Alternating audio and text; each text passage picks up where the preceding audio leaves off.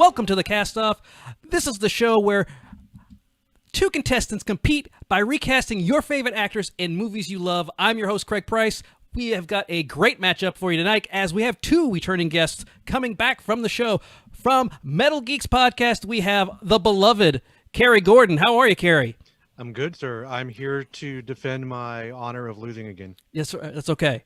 And also former loser, but still a winner in life. I will say winner in life with that beard, winner in life, Ben Jones from the Big Water Brewery. Well, Hello. Hello. We're going to start with Cary. Cary, what's going on at the Metal Geeks? You guys have been doing gangbusters. I think you just had an anniversary, didn't you? Yeah, so podcasting for 16 years now. That's a long time, man. Oh man, your podcast can drive a car. That's true. That's scary to think. Not old enough to drink yet, so that explains a lot. In Europe. Well, maybe I should move to Europe. Well, not yet. Maybe after this all blows over, then I'll move to Europe. But yeah, we've just celebrated, like we're in episode number 254 of the podcast. It's just been a great time, man. Anything exciting coming up in May? We're doing more live streams. That's something we're trying to do every month. Getting a guest, like somebody. We're starting with a lot of heavy metal people. So we have a guy. His name is Stefan. He's from a band called Soliloquim. Probably never heard of them, but they're great. They're from Sweden. So we had to figure out that whole 7-hour time difference to do it live. You know, a Swedish guy named Stefan. It sounds like it's an SNL sketch ready to go. Maybe. Well, your opponent tonight. He doesn't have to deal with these piddly little podcasts and live streams. He's got jobs on top of jobs on top of jobs. And that is Ben Jones from Big Water Brewery. How's the brewery going? It's going well. Just getting into the swing of things after kind of a slower year last year. Really? It was slow last year? Why? Yeah. I don't know. I just can't explain it. So, Big Water Brewery, you specialize in sours, right? I have been, and I'm switching over to more Belgian-style blondes, doubles, and triples. Ooh, I love the blondes. So, is there a beer that you're highlighting for the early summer? The Belgian triple for the next brew fest that I have coming up in June. What's it called? Has it got a snappy name, or is it just like the triple? Yeah, it's just the triple.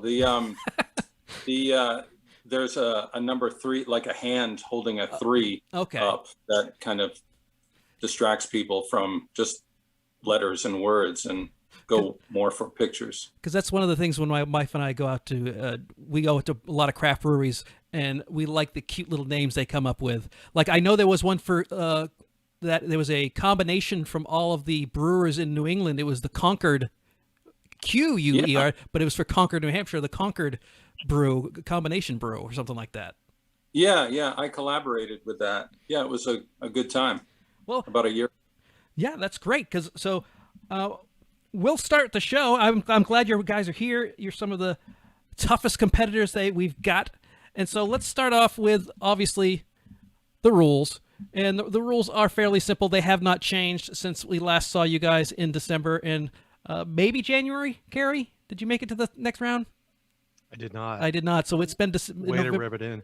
Hey, me neither. Ben didn't either. This is a house of non-winners. There is no losers here. So I'm gonna name an actor. I'm gonna name a character. You're gonna give me an actor. The best choice gets 1 point. I have also made a secret selection, and if you happen to get that one, you will get a point as well. Now, let's be honest. I've got other people judging, so just because you get Craig's secret choice doesn't mean you're going to get best choice, but let's be honest. Odds are my choice is going to be the best choice. Person with the most points wins. If there's a tie, we go to the double feature to win, and if that happens, I will do the rules at that time. But a quick reminder that as every episode of the CastOFF is sponsored by Matinee Heroes, and we end Arnold Schwarzenegger month with probably the best acting Arnold's ever done in a dramatic role, and that is the post-apocalyptic zombie story, Maggie. We've got Brendan Agnew, who's one of the judges here at CastOFF. We did a great job talking about and wrapping up Arnold month, a whole month of Arnold, which is, if you want to find out what we talked about, you can go to matineeheroes.com/subscribe. While you're there, head over to the CastOFF button, and you can subscribe to the video feed. Are you guys ready to get into Zack Snyder's Justice League? Ready. We'll try. Now, have you guys both seen this movie? The new cut? Yes, I have. I'm sure you have, Cary. Ben? Yeah, I haven't seen it all, actually. No, that's okay. I don't blame you. That's a lot of. It's a big commitment. It's a movie I'm not sure needed to be made, and yet here we are. So one of the things that I've done is I have decided that I'm not going to just have you recast the heroes that we know. That's easy, and we kind of did that a season or two ago when we did Batman v Superman. What we're going to do is I'm not going to rehash the Whedon cut and go with stars. I've selected some folks that were showcased more or even just plain introduced in the Snyder cut. So we'll start with someone who got screwed over the most by Joss Whedon and was essentially written out of the theatrical release, but has so much more to do in this movie, and that is Ray Fisher as Cyborg. Now, Cary, we're going to start with you. Okay. Who do you have playing the football star whose dad turns him into an Arnold Schwarzenegger wannabe? Yeah. So I went with somebody who previously played football in his life and has sort of moved into the entertainment field, and I think he could do this job really well. So you might have to go back and make a younger version of him play the role, but I went with Michael Strahan. Michael Strahan. Now, this one, when I saw it come across the desk, I was shocked because I don't think he's ever really acted. He's been himself in everything he's been in. Sure. He's in Magic Mike XXL. They used his voice in Ice Age Collision. He was Bosley in the new Charlie's Angels. But everyone knows him from Good Morning America, and he's Cousin Dre on Blackish. But more surprisingly, in the last couple weeks, he is now the former gap-toothed smile Michael Strahan. He did his teeth. His gap is gone. I didn't know that. It's crazy. It's ridiculous. It's the most recognizable feature on his face. Yeah, I don't right? think it's bad. It's like David Letterman. It's iconic. Yeah. Now he's just a regular dude. Now we can just put some cyborg parts on him. He'd be great. Yep. And as a former New York Giant who beat my Patriots in the Super Bowl, I don't want to get a censorship mode, but he can go F himself. We'll start with Ben. Is that a football thing? I'm yeah, not it sure. is a football thing. It's a big time football thing. Okay. So Ben, who do you have to go up against Michael Strahan?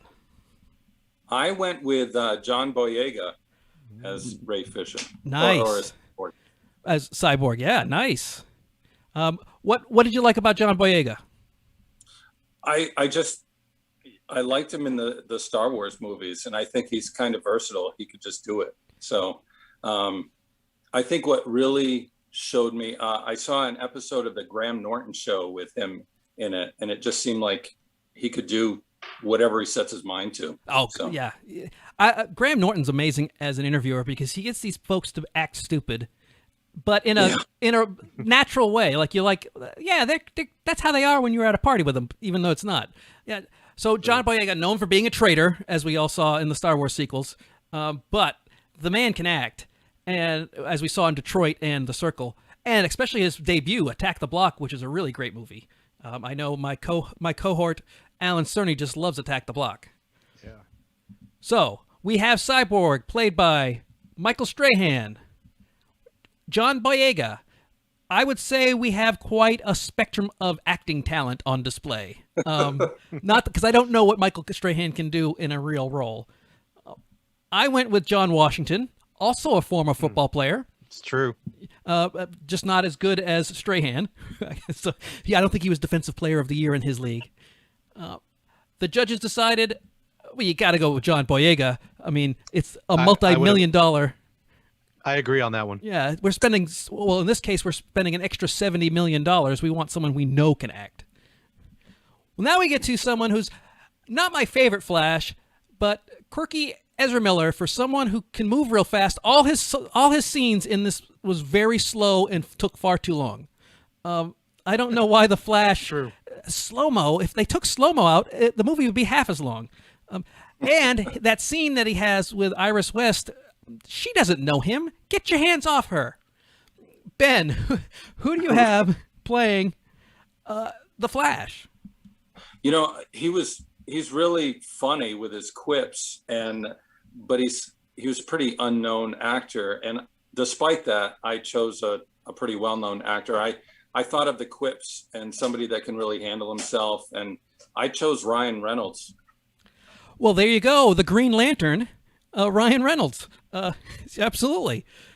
Let's see. The problem with him is that he is the Green Lantern. He's Deadpool. He's the Hitman's bodyguard, which I guess the Hitman's bodyguard's wife is coming out soon.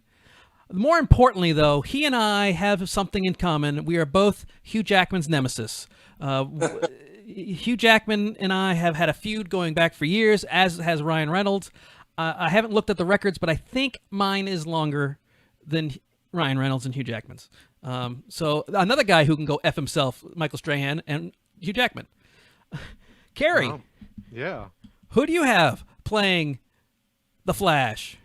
I was trying to go with somebody a little bit younger too, but apparently he's not that young. He had a breakout role, I guess, in Game of Thrones. I loved him in Jojo Rabbit, where we talked about on Matinee Heroes recently. Absolutely.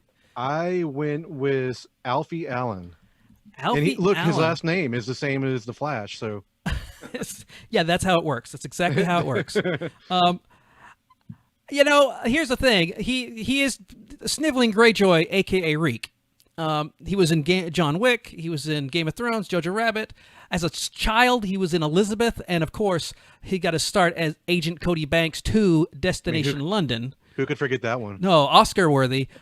The problem with Alfie Allen is that I just can't get it looks like he's on meth. I think is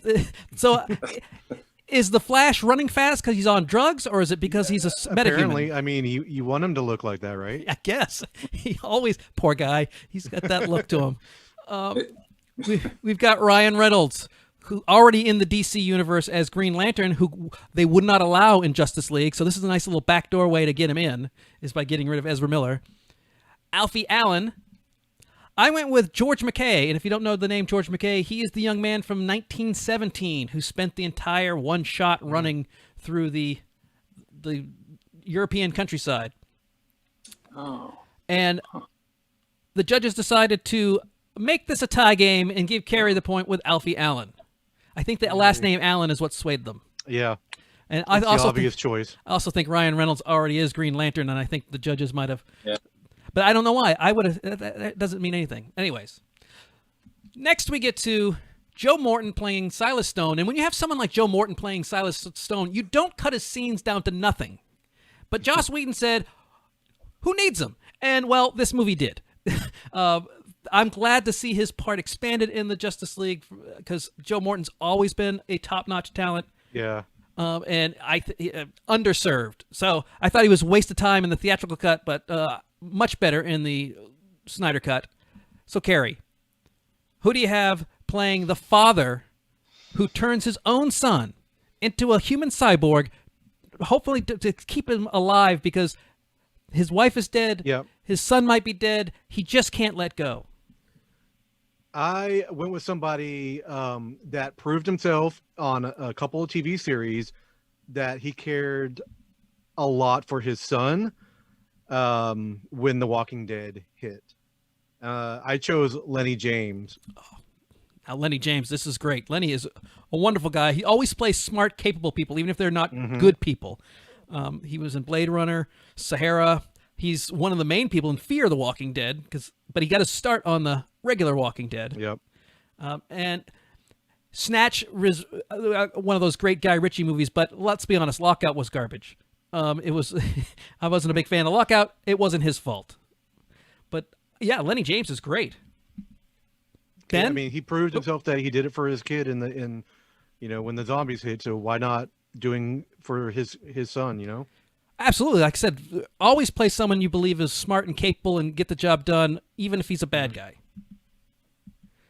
So, Ben, who do you have going up against Lenny James? I picked somebody that it would have definitely been difficult to chop his scenes down. I picked Don Cheadle. Well, of course. Don Cheadle, yes. He is I guess he'd be the A-list Lenny James. He's known as being the hero's BFF because he's Captain America's buddy. He's Iron Man's buddy. He is Mark Wahlberg's buddy in Boogie Nights. He's that jerk Hugh Jackman's buddy in Swordfish. He's Brad Pitt and George Clooney's friend in Ocean's 11. I mean, who wouldn't be? He's wonderful. It's Don Cheadle. Don Cheadle's great. So Silas Stone, Lenny James, Don Cheadle. I went with Mahershala Ali because I think he's one of those guys that is just reeks of credibility, of compassion, of smarts. So I think he's wonderful.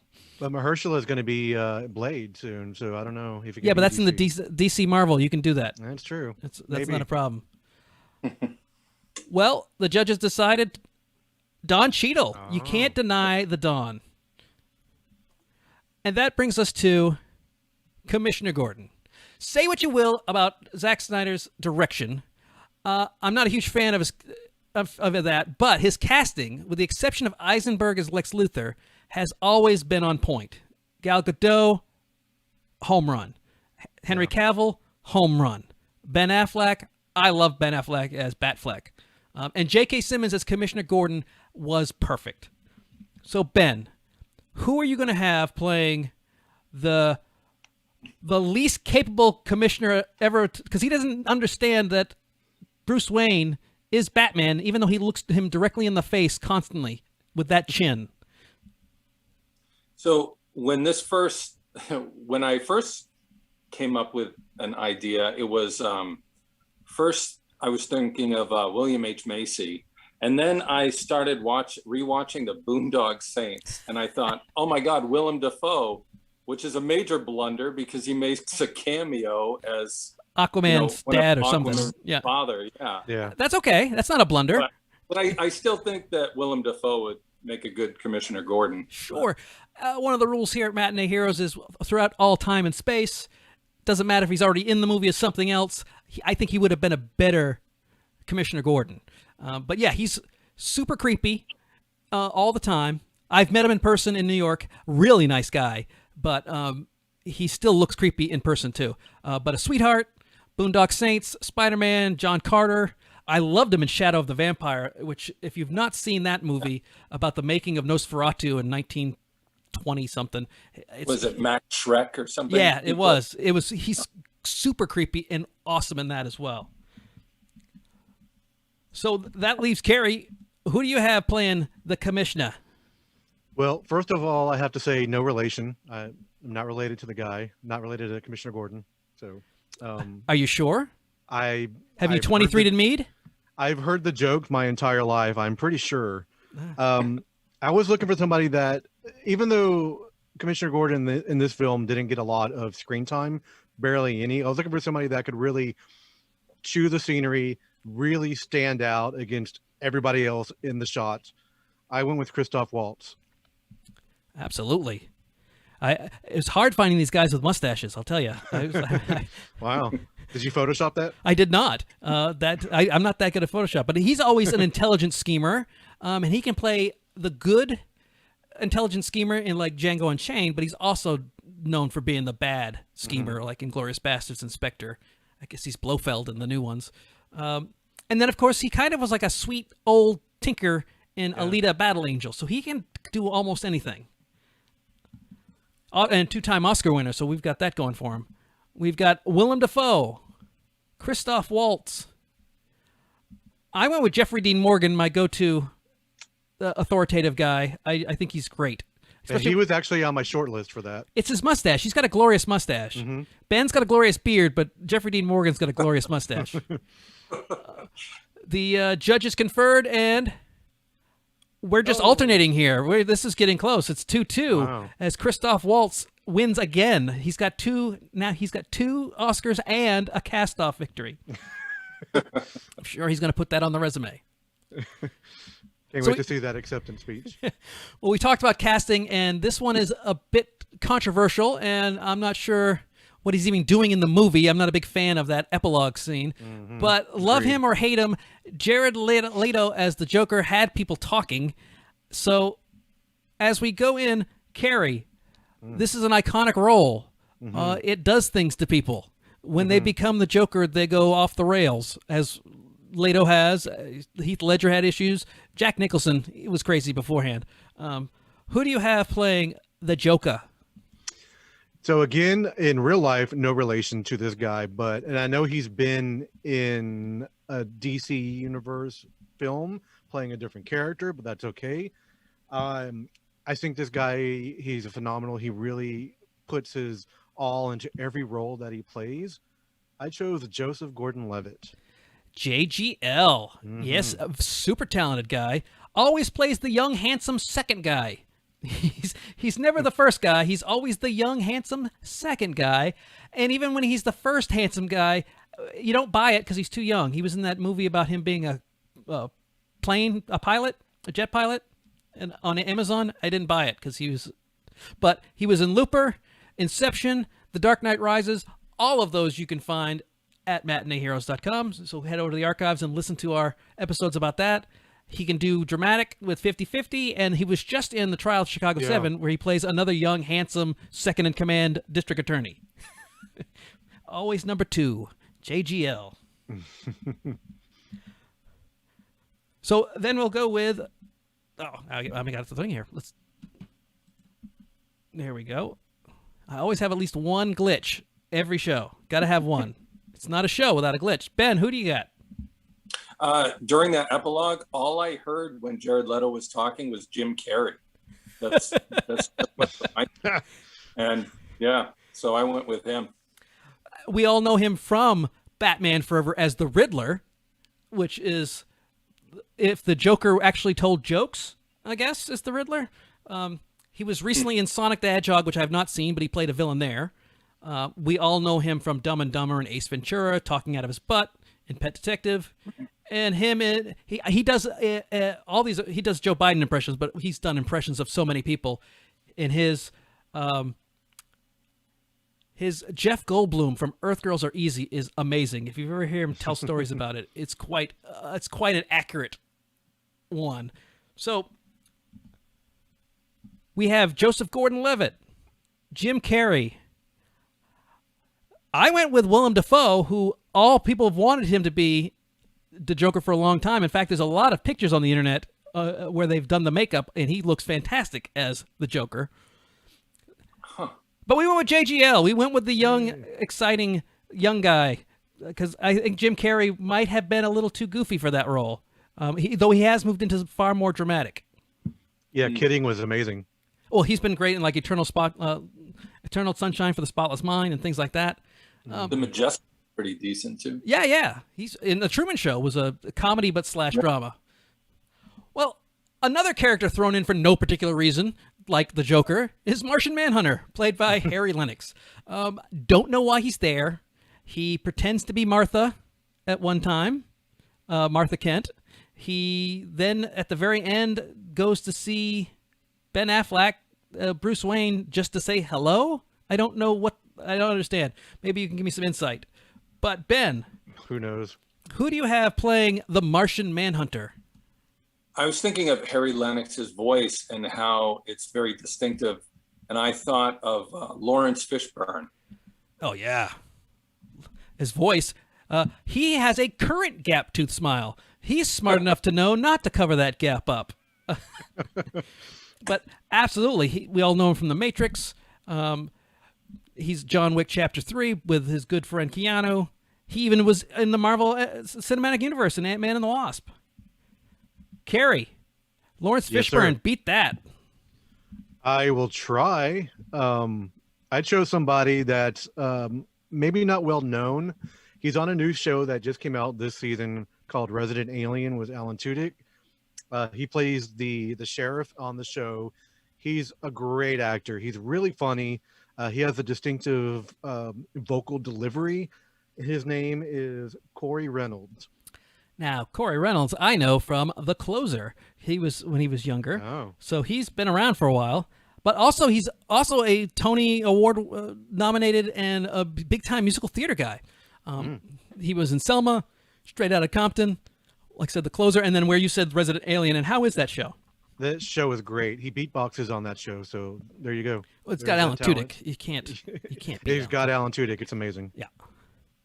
So for Martian Manhunter, Cary has a precarious 1-point lead, and we've got Lawrence Fishburne, Corey Reynolds. I went with Idris Elba because if you're going to go big, go home. So Sure. the judges decided this is a close one. You can't go against Lawrence Fishburne against anything.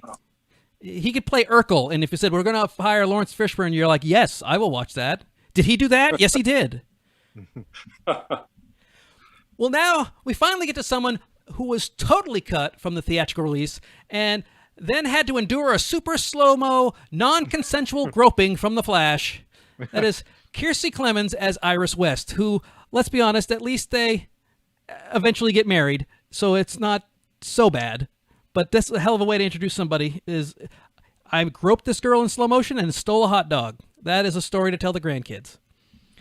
So no innuendos there. No, well, actually, that hot dog came from the very first appearance of the Flash. Mm-hmm. Apparently, there was some kind of hot dog in that scene in 1952 in the comic book. I don't know. Yep. So, Cary, we're tied at 3-3. We are, and we're moving into the final round. Who do you have to go up against to be the great Iris West? I actually met this actress when she was like 7 years old, but that's a story for another time. She's a great, phenomenal actress. She's been in a lot of stuff recently. I believe she was even been in the not the MCU, but in the X-Men universe. I went with Zoe Kravitz. Yes, you did. Zoe Kravitz. She's known for angelic characters because in X-Men First Class, she played somebody who was very obscure, but she was like had wings and was very ethereal. And of course, she was one of the young mothers in Mad Max Fury Road. She's one of the leads in Fantastic Beasts, and I think High Fidelity, the TV show, is where a lot of people think that she would be great for Iris West. If you have not seen High Fidelity, the TV show that was on Hulu. And she's going to be Selena Kyle in the new Batman. Well, that's right. She is. Huh. So that leaves some interesting things happening for you, Ben. Who do you have to go up against Zoe Kravitz? Well, I was thinking of like that whole scene with her in it was almost slow motion. And so I was thinking about an actress that really was captivating with the eyes. And I thought, a younger Lisa Bonet. So you took Zoe Kravitz's mom, you being Cary's pick's mom. So you guys are both thinking the same thing. You're just one generation off. Wow. So you've got the Cosby Show and the Different World. That's where obviously the pictures that Ben and I are thinking of in this area. Her era, she would definitely be that way. She was in High Fidelity, the movie, with John Cusack. So a lot more ties. You guys are, as we go into this tie, you guys have synced up.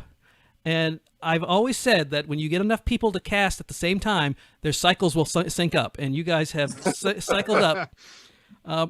How can you tell? So we've got Zoe Kravitz, Lisa Bonet. I went with Erin Kellyman, who is the young lady in Falcon and the Winter Soldier, and also in Rogue One. She's got she's the younger lady. She plays Thady Newton's daughter in the Rogue One. But since we have a tie, we'll have to find out who wins right after this message. Oh, yes, that's right. We can do that now. Announcing the next Utah RemoteCon coming May 10th through the 22nd of this year. This is a virtual event with 2 weeks. That's right, 2 weeks. Comicpalooza does 2 days. Screw that. We're doing 2 weeks worth of panels that will all be virtual. CastOFF is included. We're going to be doing 2 special shows May 11th and 18th. And all the profits go to Juvenile Diabetes Relief Foundation, a very worthy cause that helps those affected by type 1 diabetes. So please follow Utah RemoteCon on all social media, and we hope to see you May 10th through the 22nd. I've been waiting for a close game to be able to do that. Now we can go back. This is just like American Idol. We've got mom. We've got daughter. We tried. We've got mom, Lisa Bonet. We've got daughter, Zoe Kravitz. Between Lisa Bonet's husband, Jason Momoa, and Zoe Kravitz's dad, Lenny Kravitz. This is one of the most beautiful families that has probably ever existed. Right. Right. Whoever wins this one is definitely going to be very happy. I mean, you're going to make the Flash a very happy man. The judges conferred, and at this 3-3 tie goes to Cary Gordon. Oh. So, Cary, you are today's winner. Yay. Congratulations. I squeaked by that one. Yes, you did. I mean, you literally squeaked by a generation. Right. So, as today's winner, you have the final thought. And Cary Gordon, what is your final thought? Well, thank you for inviting me on again. It was a great time. At least I didn't have to watch the movie again. That's all I got to say. Yeah. Well, let's see what's happening next week on the CastOFF. We've got the nerdy bitch herself, Liz Cerna, going against another white guy with a mic, Richard Jensen. And they're going to go against the iconic, most beloved movie, Mrs. Doubtfire. Take that, because everyone knows how much I love Robin Williams, and to recast Mrs. Doubtfire is going to cause a hemorrhage. But if you like the show, you can follow us on Twitter at the CastOFF Show, which is a brand new Twitter handle. You can get on the Facebook group at Matinee Heroes, matineeheroes.com/castoff to get all the links to the video feeds, which includes twitch.tv/Matinee Heroes. Guys, I really appreciate you being on the show, and if you want to be a contestant, that's you watching, you can head over to matineeheroes.com/castoff/application, fill one out, and you too could be here. Now, Cary, you are no longer a loser. You are a winner. I'm a winner, baby. And Ben, you are continuing to be a non-winner, but a winner in life. With that beard, you can never lose. Thanks. Also, if you have any movie suggestions, any guest suggestions, any, if you want us to come to do an event, I think we might be doing something at Comic Palooza. We'll see. I've heard that too, but I don't have any confirmation. But mhcastoff@gmail.com. We can do this live in person, which is what we love to do, but we also do it virtually. Special thanks to additional judges Brendan Agnew and Rob Irvin.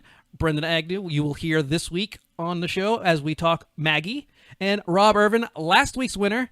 I will be on the Clubhouse podcast this Sunday, 4 to 6 p.m. You can go to vocalnow.com Sunday, 4 p.m. Pacific or 7 p.m. Eastern. I will be there for, I don't know, they usually do that show for like 6 hours. It's very long. But on behalf of Ben Jones from Big Water Brewery and today's winner, Cary Gordon from Metal Geeks, I'm Craig Price. Thank you so much for watching. We will see you next week.